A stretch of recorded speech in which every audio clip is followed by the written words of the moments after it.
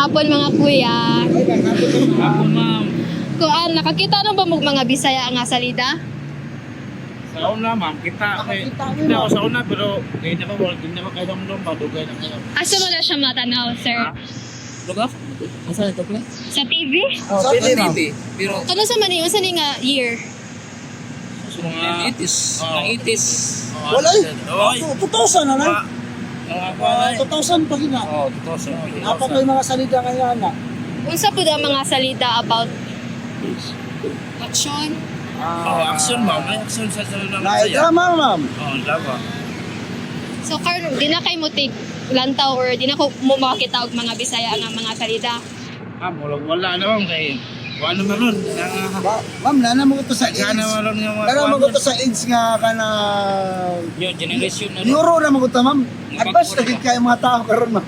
Pero kung mabalik ang Bisaya nga salida, mas sikat siya or unsa, willing mo walang tao. Siguro, ma'am. O, bayo lang Gama. pagkagama, ma'am, niya. Ako pa naman kung salida, ma'am, murag. Mas nindot ng udang Bisaya kay Bisaya. Oo. Nindot siya. Ako pa naman kung siya, okay lang siya kahit. O lagi.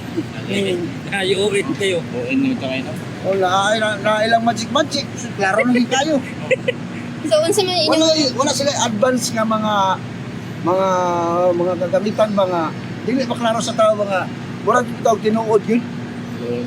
So unsa man inyong ikaingon nga para sa mga tigama og Bisaya nga salida kung unsa nila pag-improve or unsa pa mabuhat para maganahan ng mga Bisaya mo lantaw. Advance sila sa ilang technology mo. Happy. Oh, di ba advance naman taron. Dapat mag-contact sila ma'am kana mag-study sila about anang show ba. Tanaw silang mga salida sa gawas, giyon sa para nindot ang nagsulod sad nga mutanaw ganahan sad Magsubay jud ba? asong Subay kay nindot man nga story nga ilang gikuan.